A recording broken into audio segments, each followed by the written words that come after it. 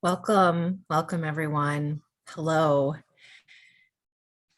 Today's conversation is a fireside chat with Otis Hackney, the Chief Education Officer for the City of Philadelphia. And my name is Romana Lee-Akiyama, and I am the Director of the Mayor's Office of Public Engagement. The role of the Office of Public Engagement is to be a bridge between community and the county administration.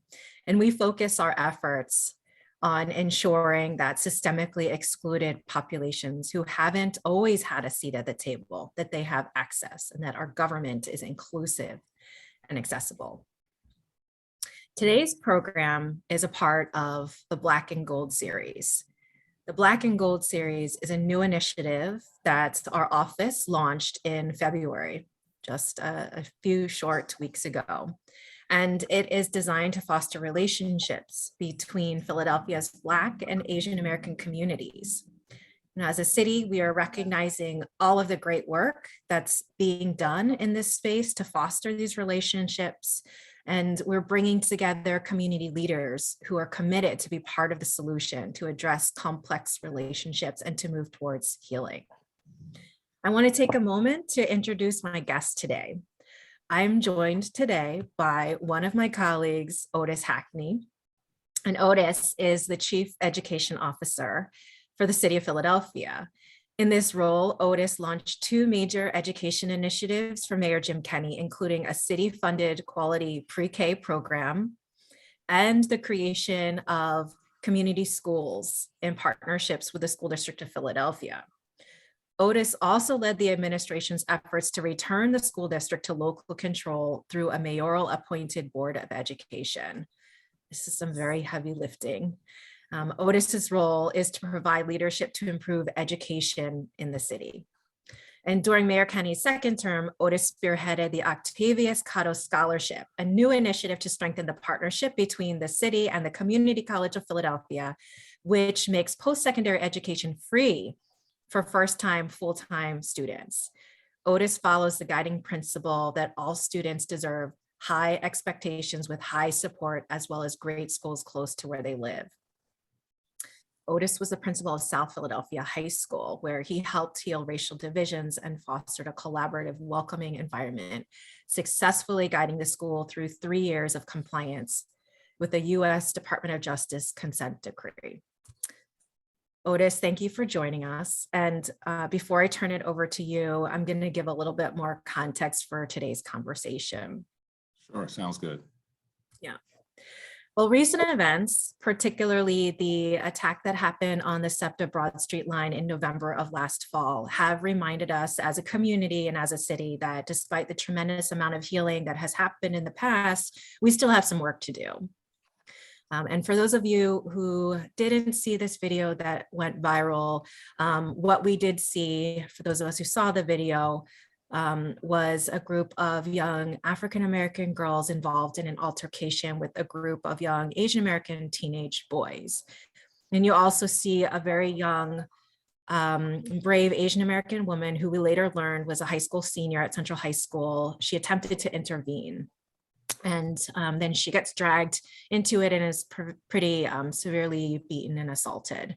And it's a particularly painful video to watch. And many say they can't even watch it. And what erupted after that video was just years and years of trauma and pain from both sides and both communities, both the African-American community and the Asian-American community. What it showed us is that there's just tremendous pain and trauma. So many people after watching that went right back to the memories of what happened at South Philadelphia High School in 2009. And that's why we're here today having this conversation. I've invited what I call the master of the playbook. Otis, I keep telling you that you wrote the playbook on how to get through some of these really, really sensitive areas and do it with so much grace and humility. So we wanted to talk with you today, Otis, about the previous work that you've done and what we can learn from it in this current moment. And our hope is to really uplift the ways that the youth and our community themselves and our residents have addressed some of these complex situations and race relations. So Otis, thank you again. I so Yes. appreciate you and everything that you've done, and your wisdom that you're going to share with us today. Talk to me a little bit about what brought you to South Philadelphia High School in 2010. You did come after the incident happened, so I just want to clarify that, but let us know what brought you there. Right. So before we get started, thank you, Romana, for providing this platform for me to talk about the work, about the importance of this issue, and what we can do to address it, and create better relations, among the students. And so, what brought me to South Philly, and just a caveat, and I think we talked about this in a little pre-conversation. I was there 1 year as an assistant principal, about 3 years prior to that. So I actually had an actual view of what the state of the school was like before. And I was an assistant principal there. So it's different. It is very different. People say, well, you were in a leadership role. It's like, yes, but when you're the principal, you really get to set the tone for the building. And then I left, and then I came back. And when I came back to South Philadelphia High School as principal, yes, it was after the events that took place back in December of '09. And it was definitely to address the tone, the climate of the school, and look at academics. I mean, so I'm a math teacher by training, and came up through the district and professionally, and so wanted to make sure that we could create a safer environment for all the students in the school. We could address the academic challenges of children in the school. But it was definitely how I know from the leadership of the district at the time, they were looking for someone who could come in and manage the complexities of the issues at South Philadelphia High School. And so, I was fortunate or unfortunate, like depending on how you look at it, to be chosen, because I was a principal in a suburban district right outside Philadelphia, which was a much wealthier district in Philadelphia. And people were like, why are you leaving the burbs to go back to Philadelphia, especially in such, like, at that time, it probably is one of the worst jobs that any leader could take in the country. Like, in Romana, how big it was at the time. It was like national news. When I was named principal, my name was showing up. I was getting Google alerts for like newspapers in China, like literally like, oh God, how big is this? It was a big deal. And so just to provide context for those that are unaware of, what was going on at Southern at that time. So I knew it was a major challenge. But I also thought I was young enough in my career, because I was still in my 30s at the time, and thought I was young enough in my career to take a risk and say, you know what, I care about the city of Philadelphia. I care about kids. And so where's an opportunity where I think I can make a difference? So I wasn't quite looking for it, but when it was presented to me, I was willing to take on the challenge. That's amazing, Otis. I love that story. And you also, and when we've talked previously, you've told me about your roots in Philadelphia and your experience, and knowing some of those nuances walking into it. So tell me, how did you approach some of the tensions that were present at South Philly High? So one being, I can't even say West Philadelphia born and raised anymore. That has a different connotation nowadays, post Oscars. But being someone from Philadelphia, that was born and raised in West Philadelphia, I had a good context of the city. And my father, who is a proud Philadelphian, is from South Philly. So growing up, I would hear stories about South Philly, if we drive through the neighborhood or just had to do some things down the neighborhood, or interacted with family. I had a good idea of the landscape. I had a good understanding of the racial tension historically in that part of the city. So as a young man growing up, for him, being chased from one neighborhood to the next, and you have to deal with certain things, or growing up poor in Philadelphia. So I would hear these stories. And then, and I didn't grow up with a lot of resources as well, but they did instill in me, just, certain values that were important to them, to my parents. And those were things that I were able to bring to the work. So when I got to South Philly, or Southern, as we call it, it was one of those things where, when you're aware of the racial tension, and historically, it was, for me, I was like, okay, a group of students was attacked by another group of students. That's not new. So, and that's how I approached it, right? And when I say that, it's not I remove the specifics from the students. it was, I needed to understand what I was walking into, right? So this is a school where, you know, you could have had Italian students fighting Irish students back in the day, or, you know, Irish students fighting Black students or Polish students. Like, it is something that has just happened. And this school, by the way, South Philadelphia High School, is more than 100 years old, right? I think it's around 110 years old now. And so this is a school that has also always dealt with racial issues. And it's also a part of Philadelphia where, you know, new immigrants have come into, and a lot of them were located in South Philly.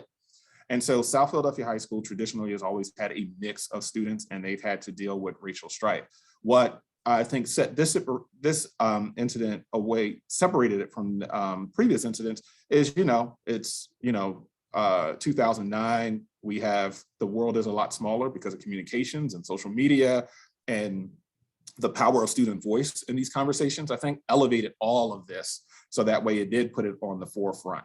And so those are things that I was aware of walking into the door from day one. So it helped me to gain some context to just to the overall situation.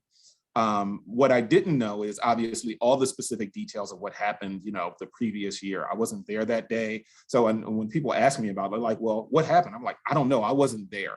And the reason why I say that, and it's very intentional, because from working in schools for a long time, even, you know, reading the Department of Justice report and other reports, it's always more to a story, right? It's always more to an incident. It's not two sides, it could be three sides, four sides to an incident. And you're trying to synthesize all of this information and just saying, okay, what happened and how do we address it so that way it doesn't happen again?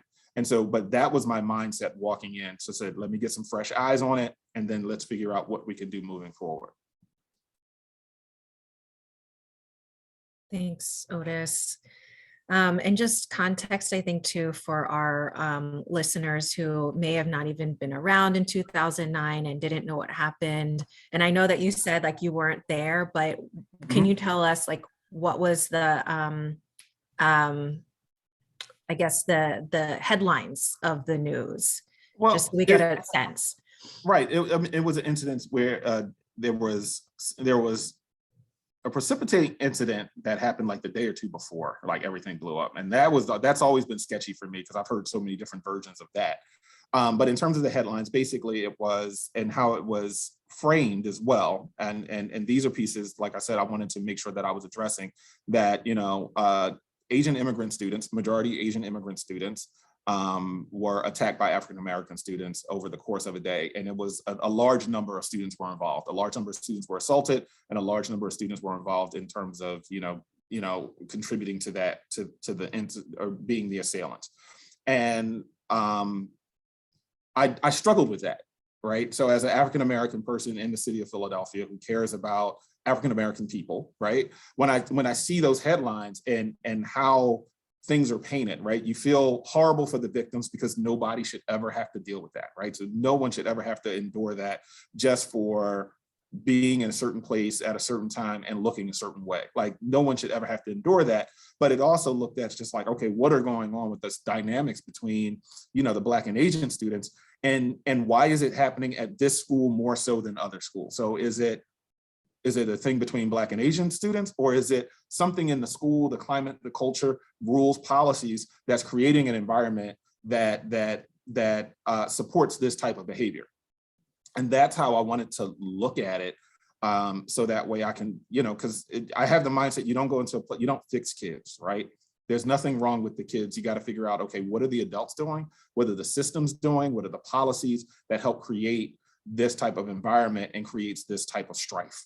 And once again, when walking in with fresh eyes and thinking about it that way was, you know, based off of the headlines that I was reading with the dynamics of the students, that's what led to that event. But the other part that I saw was just the strength of Black and Asian students coming together after, right? Like that was, you know, and I know I'm not trying to bury the lead, but I was also able to watch it from afar because I was a principal in another district. And so you started to see these events and see students coming together and talking about what, you know, we don't want our school to be this way. So that was like a ton of inputs that I was receiving, and how I process information of, okay, there are a number of students that cross the demographics that are just like, This is not our school. This is not how we want to be portrayed. So that was a huge motivator for me to like, okay, I need to go in and try to, if I can, and I mean this modestly, go in and try to fix it. But I knew I needed a team of people to do that. So whenever I talk about this, it's not just me. I know my leadership mattered, but it also was just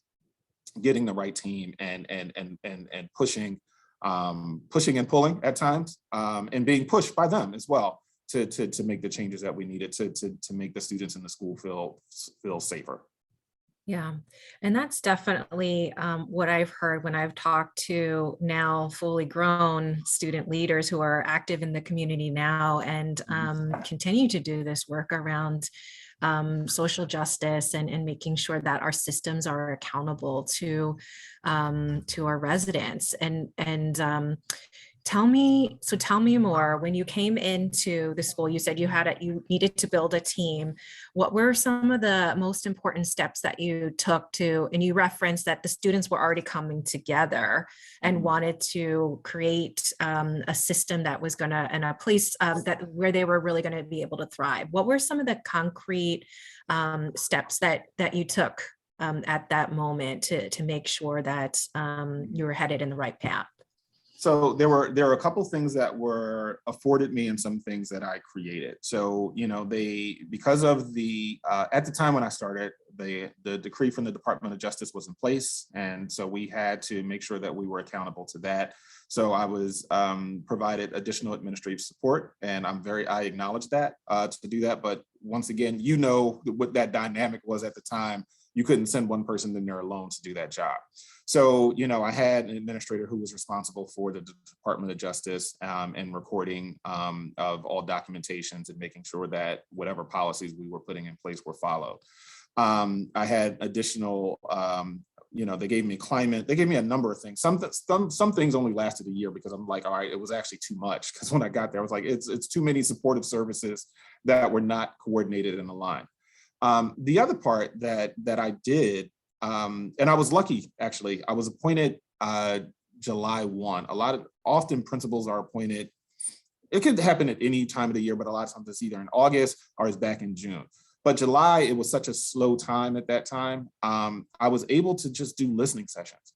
And so one of the first things that I wanted to do was just do outreach with the adults who were the advocates in the space. So I reached out to them immediately and said, okay, who are the students and where are they, right? Because they knew them, and just said, and I would just cold call them. Like I would call the different organizations at the time and just like, hey, I'm the new principal. And of course they all like, we know who you are, because it was all over the place. And I said, I want to meet with you. And I said, I will come to you wherever you want me to, wherever it is. And that was with, Asian, the Asian advocacy groups. That was with African-American, the groups that were supporting the African-American students. So I was crisscrossing South Philly during the month of July. And it was, so imagine, Philadelphia in July, it's hot, it's humid. You're going to some places, and some of these advocacy groups, they're not like wealthy organizations. So, some you walked in, they had air conditioning, some you didn't. You don't complain, you just go. And so I would just go and talk to students, and they would have a room full of students sitting there waiting. And I just listened to, what are some of your issues? What are some of the challenges? What are some of the experiences you've had? And what would you like to see changed? And so just listening to that, and now I'm being principal, being able to say, okay, all right, that's a policy change that I can change immediately. So moving forward, we won't do X. Like one of the policies, for example, was if a student was assaulted or needed to make a complaint and write a report, students were forced in many ways, and that this was definitely captured in the Department of Justice report, to write a report in English. Now, I only speak one language, but I know enough about education to understand that if English is not your first language, it's very hard to communicate nuance, descriptive words, or whatever you need in a report to describe an incident. And so one of the first things I did during the summer, before even I had my full administrative team, I just went back to the building and said, okay, moving forward, students no longer have to write reports in English. They can write it if they're literate, fluent in their native language. That's what they write. That's what they use. We have interpreters. We can get translation services. We can do all these things to make sure that we can get it in a form that I can read. So I'm totally fine with that. The most important piece is to get the information that we need, so that way we can address an incident and appropriately and swiftly. moving forward. And so it was stuff like that that we wanted to make sure that we could implement right away. So it was just really listening and identifying some of the problems or issues in the building. And then hearing about some of the behaviors that other adults were doing, right? So there were a lot of complaints about kids, but it was more so, their biggest complaint was if something would happen and that behavior wasn't admonished or addressed immediately. So that was something, it was just like, okay, wait a minute. Once again, I'm hearing about the behavior of the adults, right? And this is not a knock. So if anyone, once again, there were some great people at the school, and some just didn't know, because you got to think back in 09 or 10, where people's cultural competencies were at the time compared to where we are today. Like if you use a lens today, and even though it's just, a little more than 10 years ago, we have traveled very far in terms of understanding cultural competencies and looking at, intersectionality and social justice and racism. We weren't there back then. And so I was lucky enough to, I guess, have the instincts, the guts to whatever, to make some changes before I even understood all of the terms, right? It was just like, this doesn't feel right, doesn't look right, we need to change it. So we would just make those changes. Yeah. And I know that perceptions that both the adults had of students and students had of each other played a role into what was happening in the school. Can you talk a little bit more about that and how you were able to unpackage that with them? So one of the things that I found really strange, even when I was an assistant principal there, was that because of the large population, and just so people have a context for South Philly, when I was principal of South Philadelphia High School, it was about 700 to 800 students. So not a super large high school, especially in an urban area. And my population, though, what most folks don't realize, I had about 32% special ed and 23% ELL students. And there wasn't a lot of overlap between the two. And most of my ELL students, or EL students now, were newcomers. Most of them, vast majority were not parents were born. I mean, parents were immigrants, but they were born here. A lot of them were born newcomer students. And so that was the vast majority of my students. So what I would tell people, I said, even before, the Department of Justice decree, because as an educator, we all report to the Department of Justice because it's all about civil rights. But even before that decree that was specific for South Philadelphia High School around those issues, I have students who by law deserve some type of specialized instruction. So more than 50% of my population fell into those two categories.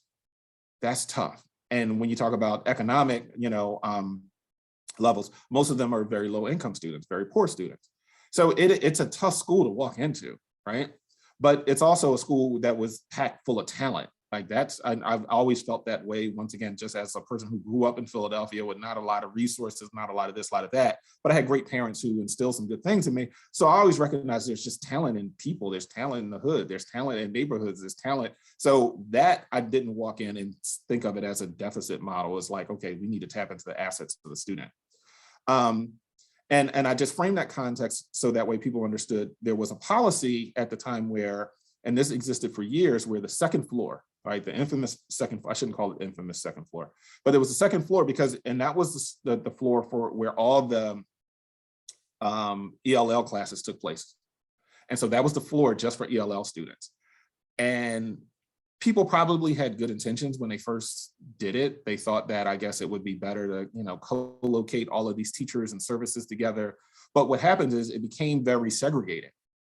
And so you take segregated South Philly, which historically, now it's not that today as much, we can talk about some of the nuances of that, or with that and how that shows up in different ways, versus the overt segregation of South Philly, historically. And so, but if you take, so African-American communities, which have been in South Philly for generations, and now you put them in a school and you have a school where you're just like, you segregate a school. You don't belong on this floor. Now, all my immigrant students were not of Asian descent, but the vast majority at the time were. And so in most cases, it was very easy to identify who belonged on the floor and who didn't. how do you identify an American born kid and how they dress and carry themselves versus a newcomer? There's certain things you can just, you can figure that out pretty easily. So, but what happened is it would be, you don't belong on the floor. And so adults would treat the kids from South, the students, the non-ELL students a different way. And it created tensions. And once again, when I say this, I'm not trying to say that it's just blame and this is what made the African-American students angry and stuff. It was, we kept students separate and we never gave them an opportunity to get to know each other. So that's the spirit of, as I looked at this, it wasn't, oh, so you segregate the school and now the Black kids are mad, so now they're lashing out against the Asian kids because they feel like this. But it's like, what versus how do we put the students together and figure out how to integrate them, because we're all part of a larger school community. So one of the first things I did, and I was very careful about it, was I broke up the second floor. So it was just like, all right, we're going to put classes throughout the building because the students need to walk through the schools and we need to figure out how to make them feel safe, because there's certain perceptions that, and I was very straightforward. And I know when we talked previously, it was, I wanted to explore, because people would always say, well, how do Black kids see Asian kids? And I said, well, how do Asian kids see Black kids? Right. And it's not a this or that type. I said, but if you're not willing to have that conversation and also coming at it with the right spirit and energy, right? So I wasn't coming at it from a toxic thing or, well, before you talk about Black kids, what are the Asian? It wasn't that. It was, no, let's really kind of unpack what are some of the differences that we see, because within both communities, there's colorism. But folks don't talk about that. But it's like, well, let's talk about colorism within the Asian community, because we talk about colorism in the Black community. Are there some parallels? Culturally, they're very different, but how it plays out and impacts people, you're like, oh, shoot, there's some parallels there. I said, but if people don't want to talk about those things explicitly, how do you get these two different communities, especially newcomers with, students born in US born students, and putting them in a school without developing the cultural competencies of the different groups of students? That's a challenge. And mind you, at the time I had, and I know there's high schools that had more languages in one building, but I had, 24, 25 different languages spoken at South Philadelphia High School. So you're really mixing in a ton of students from all over the world, literally, right?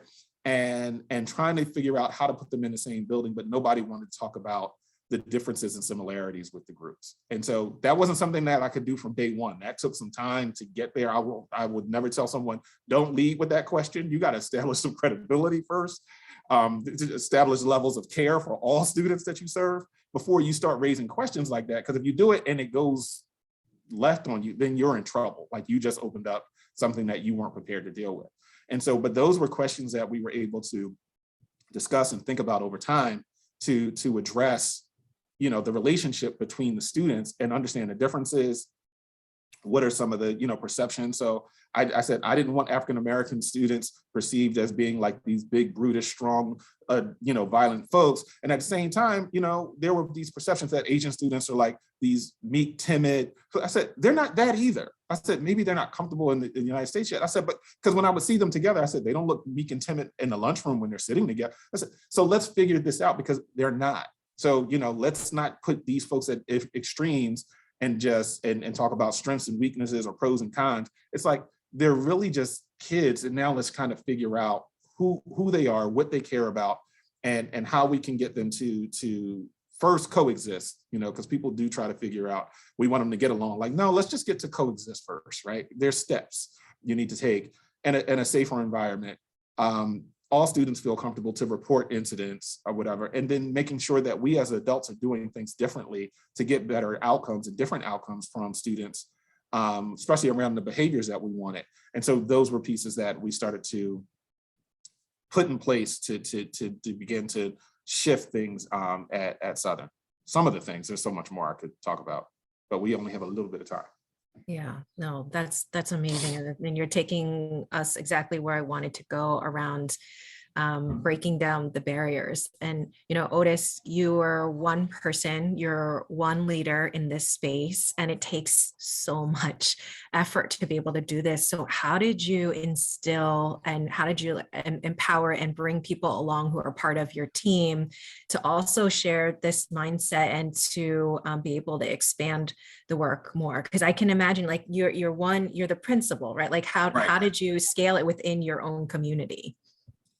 So there's a thing that I operate from in terms just one of my philosophies around leadership, is one, you can't make people do anything, right? No one ever, there's always a choice. Sometimes the choices can be very extreme, but you still have a choice.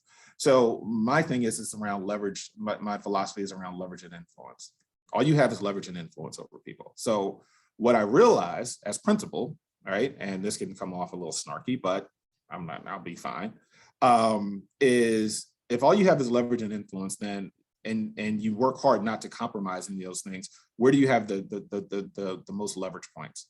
And so when I walk into a school, or if you go into any school, if you think about it, everybody is paid to be there but the students.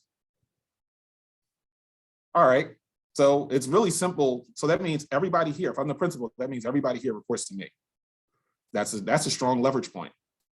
Everybody's here. The only people who are not being paid to be in the building that we actually have the highest standards for sometimes are the students, and they're not paid to be here. So I need to raise the expectations and the accountability for the adults in that building. And that's what I did, because that's a stronger lever, right? I could tell a student to do something, they could look at me and be like, I'm not doing that. And it's really not a whole lot you could do. So, but for adults, it's, okay, this is what we're doing. This is a directive, and this is what we need to get done. So it's not making people, because they can still tell you no. And there are some people who may have rejected it. So we had to make some changes where they were needed, to make sure that we had a team there. But you're also working to build credibility, because at the same time, though, you're looking at the adults that are in the building, but you have to reward them well for doing this. You have to reward them in any way that you can, right? You can't give them more money, but you have to acknowledge their voice and say, okay, who are the folks that are on board? What can I do to help fill, or fulfill your needs, so that way you can help me implement this vision. And so taking a lot of input from the adults along the way and sharing a lot of information with them help bring the adults along that were on board with doing this work. Those that were not on board, we did what we could to make changes when we could, or they eventually their voice was muted down, and because folks and students, and they were just doing things differently. So another piece that I talk about all the time is, like, if you want to change the behavior of students, change the behavior of the adults. And so that was the other, like I said, leverage and influence. So what pieces can I influence right away? And that's where those pieces were. So just making some changes on policy. So if I make a policy change, that means if you're an adult in the building, you're supposed to follow policy. So just doing those things and holding folks accountable, or addressing and admonishing those behaviors right away, including the adults. Now, I wouldn't embarrass an adult, right? But I pull them aside, like, that's not going to happen again. Let's make sure that doesn't ever happen again.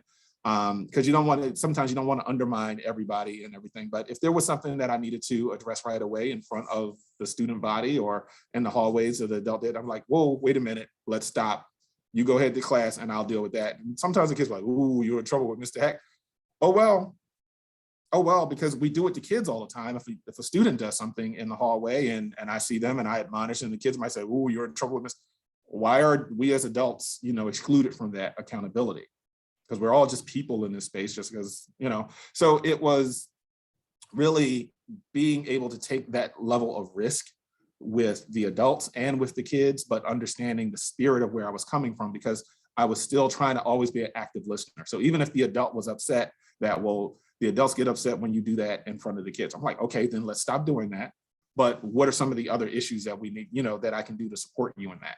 And so there were trainings that we had around diversity at the time, that we did with the adults. There were trainings that we did for the students and assemblies, but I always struggle with those because, you have a few hundred kids in the room. That's just hard to give them a meaningful training. So I really wanted to focus on the adults and making sure that when you're in your classroom and you see these things, admonish the behavior, but don't just direct it towards one group, right? So if an Asian student does, admonish the behavior. If a Black student does, admonish it. Like, we gotta make sure that we're levying our taxes evenly across the board.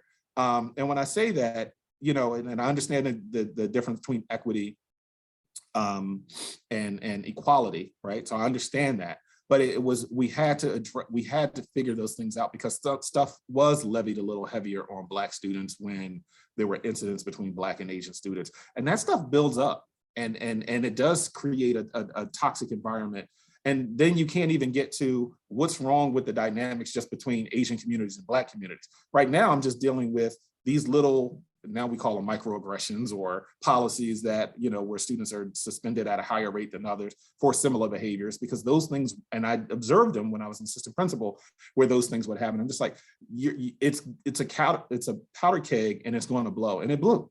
And so we were trying to undo that, but once again, do it in a way that supported students and didn't promote one group over the other, but really tried to be very inclusive of the students and their voices.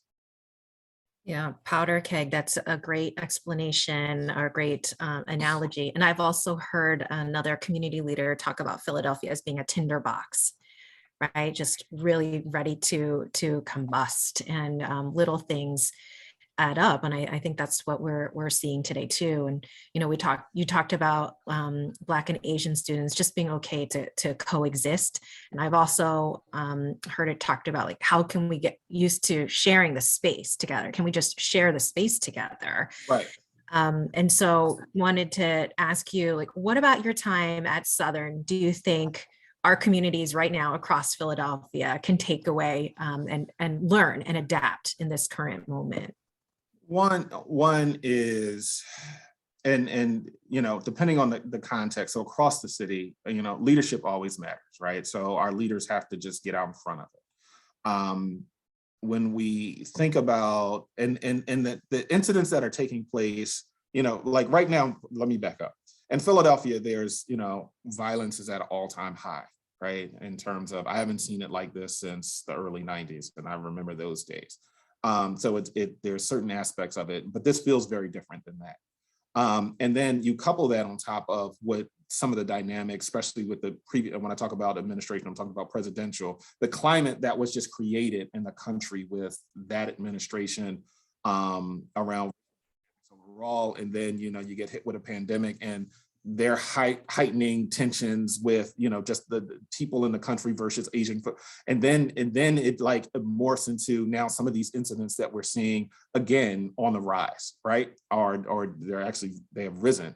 And it's like all of these different things. And then you have the other pieces that just haven't been addressed over generations between, for Asian immigrants and Asian Americans, right? Because it's like, how do you support a group where you have folks who have been here for generations, right? You have Asian folks who have been here as long as and longer, depending on what part of the country, and as those who came through Ellis Island, right?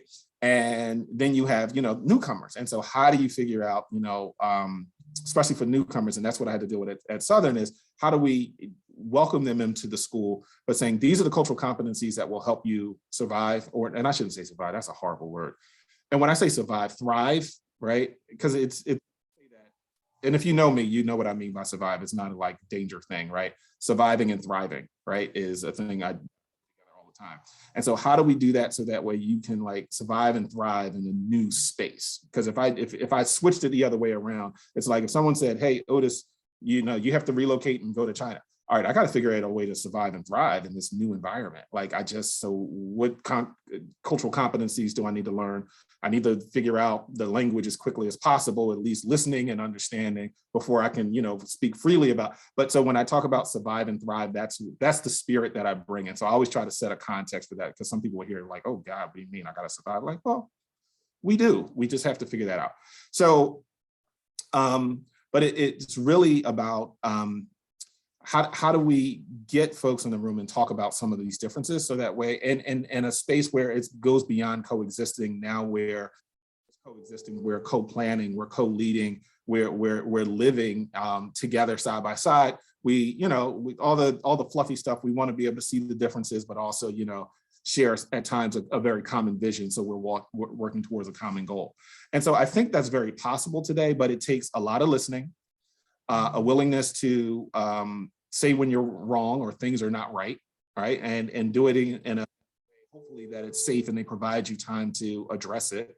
But people have been dealing with these for so long, sometimes they're not patient, right? And I don't blame them, because if you ask Black folks about certain things dealing with racism, do we have patience for you to fix it? No, we don't.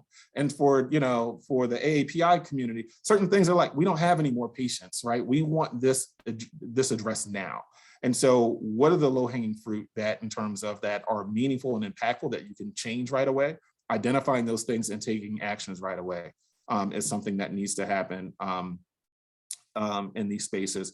But we also, once again, and I think like this forum and platform that you're creating now is getting folks together in a space, having some of these conversations, who are the leaders, and then, but we have to take that message past that room or that platform or this space and say, okay, what do we need to do to get folks together? Because there's so many spaces when you see young people where they are doing that and thriving. So you're like, okay, why is it working over here but not working over here?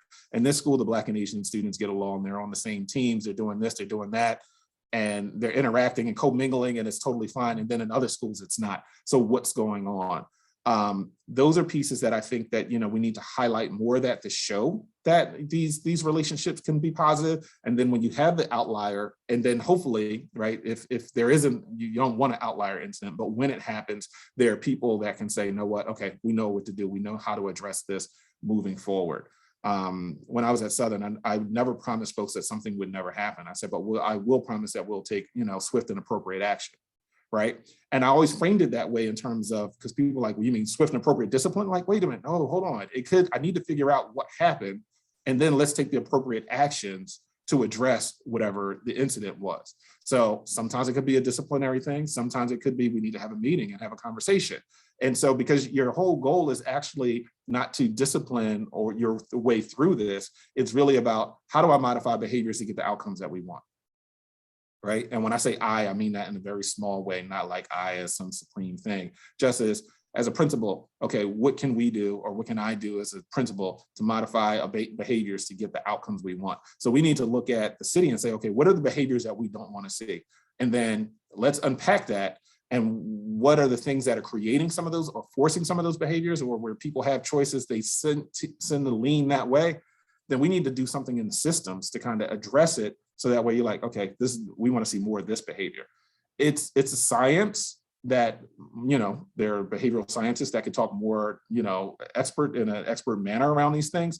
But it is something that as a leader, you have to have some understanding of adult behavior, or human behavior, I should say, and say, how do we create these levers and influence the behaviors we want?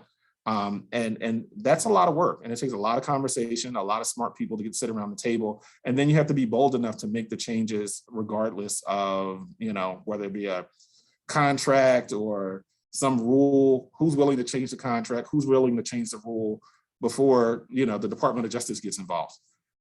So it was just taking that risk and not worrying about. So I said, look, if I lose my job over trying to do something right, then so be it. Yeah, and thankfully you were successful, and we started to get to this. Like, how do we scale these efforts, right? How do we scale them? It's the biggest question. Once again, so now it just gets down into, you know, we both work for the mayor's office, and so it is looking at policy. And so how do we tailor policy so that way that once again influences the people who are employed first? Because it's hard to just change the behavior of somebody on the street. It's just hard. So do we as organizations, so as the city or as the district or, you know, our corporate partners and folks in the city, are we doing the things and having the policies in place that support a more inclusive environment, a safer environment? And then how do we communicate that so that way the people who work for us, they either, you know, they definitely demonstrate that in the workplace, but do it so much that they demonstrate it at home or in their communities, in their neighborhood. So it would be nothing better than if, I don't know, you just take some random person and they get some type of diversity training and they go back to their neighborhood and they hear one of their friends say so-and-so, like, yo, why do you talk like that? Why are you doing that? We don't talk like that. Like that, it takes time, but you need like the regular person to go back and say, just like, who even thinks like that anymore? We need to stop. Or when you're sitting around the family table. But that comes from people being very intentional about delivering the messages around intersectionality, diversity, being inclusive. And it just permeates to the point where you're like, oh, okay, I need to think differently about, you know, people who are not like me. Sometimes think differently about people who are just like me. Like, wait a minute, why are we doing this? How can we address that. But it has to come, I think, from policy. And I know people say, is it a government overreach? And as a Black person in this country, I would say absolutely not, because if we don't have certain laws and protect, I mean, we just got an anti-law bill signed. It's a little late for that, in my opinion. I'm glad it was done, but it's just like when they were lynching a lot of people is when you should have done this. We have other forms that we could, some would, I'm sure, argue and love to debate of today. But it's when you start to see the policies that are and people are held accountable, then you start to see some behaviors. But it's also coming with this, the supports that folks will need and the time they will need to change behavior, because it's not an easy thing to do. It is, people think it is, and it's not an easy thing to do to change people's behavior, even within yourself sometimes. I wish I could exercise more, but it's a hard behavioral change, right? I mean, and I say that lightly, but and the reason why I use it as an example, because some people think, oh, why is it hard? It isn't hard to do the right thing. And it's just like, all right, well, a lot of us know that we should eat better and exercise more, but we don't. Why don't we? We know it, but we don't.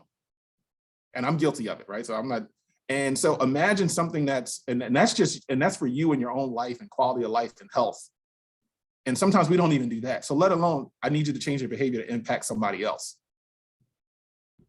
That is hard to get people to do that. I need you to change your behaviors because they actually impact somebody else. Whereas some folks here, we can't even change our behaviors that impact us and just us alone. Yeah. So that's how heavy and how much work this is to really think about how do we do that. And you have to be consistent, and you have to be very clear about what you want, and you have to be consistent, and you can't, and when I say waver back in a negative way, you always have to be pushing and progressing forward. Absolutely. And I like to think about it as, we're all kind of swimming in this Kool-Aid of a racist world that we live in, right? Yes. And we're swimming in it, it's coming into our pores, we're gulping it in.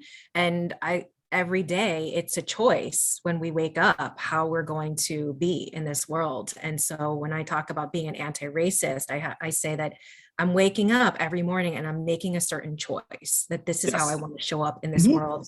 And these are the choices I'm going to make, both for myself and for the people around me. But it's a choice, and it's the work, right? To go against that, to go against the flow of what our society has been, right? For centuries. And it has to be a conscious effort. Yeah. So like I said, and that's why it's like if someone said I want to get up and exercise every single morning, because I'm making it's a conscious decision you have, and then you do it so much so you're like, oh, I have to do it. And so when you see things now, so if you're anti-racist, you're so conscious about it, now you reckon, you're like, oh, I have to say something, I have to address it, or I need to, and for your own self, I need to, oh shoot, I have certain behaviors, I need to stop doing that. So if it's, I have people on my team, they joke with me all the time, because I always check in, I'm like, okay, is this how you say this today? Or is this how you do that? And they're like, oh, no, you're pretty good with it. I said, well, I still try to be very careful about, uses of pronouns or identifying terms or whatever, because it is a shift and you really consciously have to think about it. Because as you just said, it's around us all the time. Some of it is very, overt, and a lot of it is covert. And it's just all these little pieces of inputs that we take, and we have to figure out how to consciously pull them apart and say, okay, who am I at my core, and how do I want to be seen?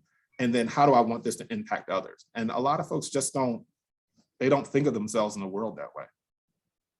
Yeah, it's very deep, and it gets internalized too, right? About how we see ourselves.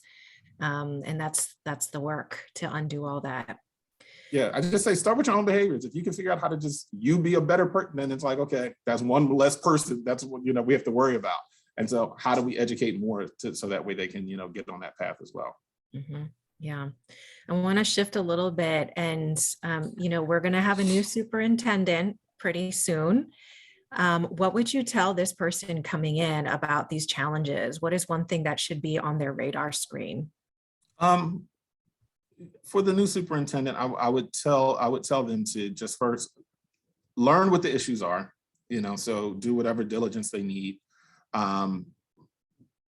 Do focus groups and listen to adults and the children / students as quickly as possible.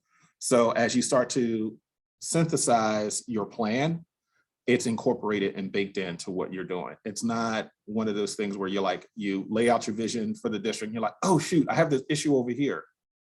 Let me figure out how to incorporate that in. Sometimes you can, don't get me wrong, but getting as many inputs as possible to say, okay, if this is a key issue for a population of students and we need to figure out that, and it's just like, okay, does this impact, are other students impacted this way? How many groups are impacted this way? All right, let me start to figure this out. And it's not, and now if it's just one group, that's enough. But making sure that, but if you can find other groups too, okay, what's going on? Are these, is it a theme? Is it pervasive across the district? And so, or is it isolated? So do I focus my efforts there? So that's what they're going to have to come in and learn about the city of Philadelphia, learn about the school district, about the different dynamics. Because we were all, I think when you referenced the incident with the students on the SEPTA train, I was so triggered and bothered by that on so many levels. It brought back flashbacks to, I was like, and I already knew that. I said, folks are going to be calling me after this. And it was like, oh man, it's happening again, right? And it was caught on video. I mean, it was, and it was shown. And so I was just like, and I felt bad for all the students involved. I mean, don't get me wrong. It was, you know, the I guess she's a young woman now because she's a senior, that was assaulted at the time. And then, but also looked at, you know, the girls that were involved and that were the aggressors. And it was just like, and you know, and I know it's almost cliched in the trauma-informed world where you say what happened to them, but you could see it. And as an educator who's been in this space for 20 plus years, I could see, I'm like, man, what happened to these, like, what was that?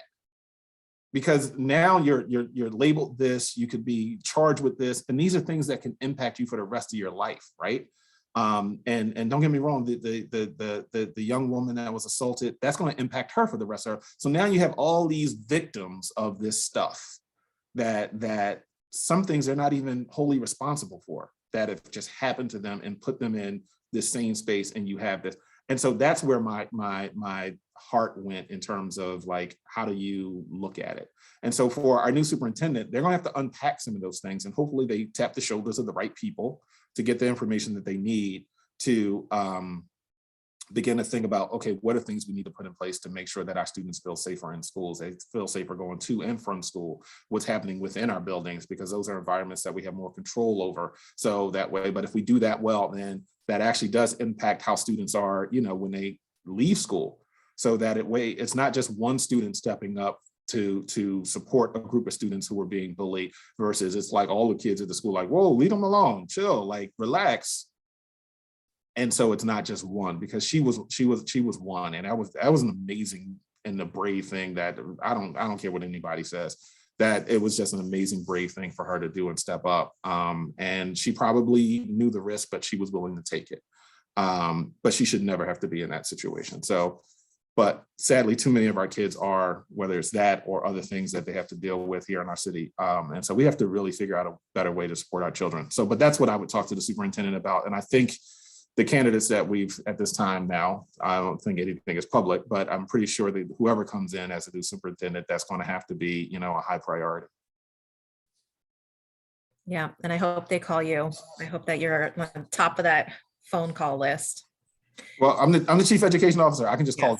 Okay, good. So if they don't reach out to me, I'll reach out to them. So no worries. Good. Thank you. You know, I want to wrap us up and ask one final question. Otis, you know, this work it's been so personal for you. It's been personal for me, and it's very heavy. It's very, very heavy. And wanted to ask you, you know, how have you grown as a person, and how has this stretched you, and where do you see the hope, and how does that connect to you, and what you like, how you want to be in this world? Wow, how I want to be in this world. Okay, that's crazy. I got to figure out. That's a big question. It's been a crazy journey, and it's one of these things that you know, and we talked before about this, that it is hard for me to unpack, right? Because it is, you know, you care about, and I said it earlier, you care about the city, you care about, you know, young people. I care deeply about their success. I want them to be successful. I don't want to be an outlier from my neighborhood, right? So where I grew up, I don't want to be an outlier. And I mean that once again in a very modest manner, that there should be more making it to and through and surviving and thriving. And so when I think about the work and when I saw it, just like when I was triggered by the incident on SEPTA, to even when I was watching, back in '09 when all this stuff was happening, before I was principal, it hurts deeply to see children hurting each other.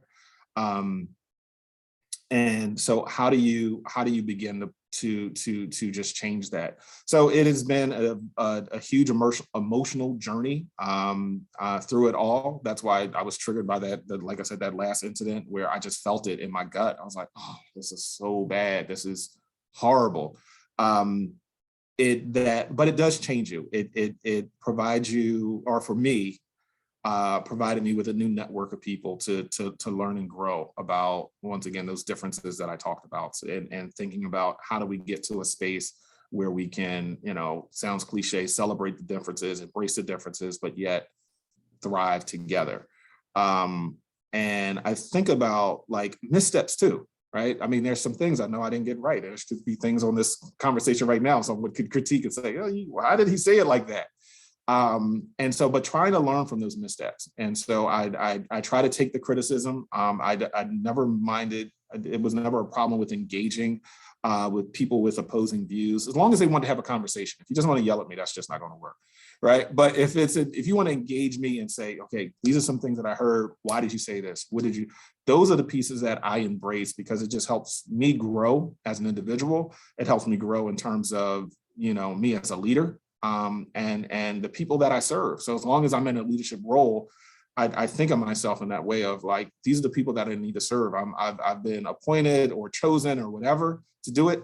And so I need to synthesize all of this information, and I need to think critically about the world around me. And as an educator, that's what drives me, because I think, that's one of the things that we need to make sure that students do. If someone said, what should a student do at the end of, 12, 13 years, if you go pre-K all the way through and K to 12, it's what do you want people to be able to do? And it's really to, one, take in knowledge, synthesize it, and create something new.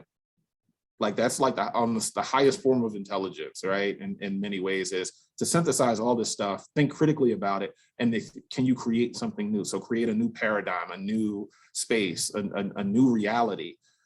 That's what we're trying to do. And that's how it has shifted me. I know it sounds a little crazy and lofty, but it has to be, in order sometimes to even get incremental changes, you have to think that big about it and slowly get it. And I hope I get to live to see some of these changes through. And if I don't, but help to be a catalyst for it, and just play some small part, then so be it. I'm comfortable with that.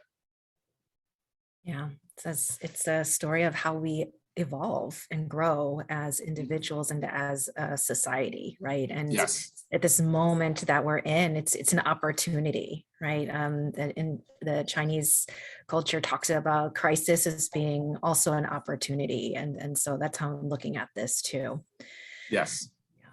So Otis, I just want to thank you so much for being here in this space, and for your leadership in the past and now. We need you more than ever, and I'm grateful to be in orbit with you. So thank you again for being in this conversation. I know the work is going to continue. Yes. And for everyone who's been with us today in our conversation, I hope that you've taken away so much from it, as much as I have, and have hope for the future of what we can all do together. Once again, I'm Romana Lee-Akiyama. I am the Director of the Mayor's Office of Public Engagement, and this has been part of our Black and Gold series. Stay tuned for more programming throughout 2022. We will be in touch. Take care, everyone.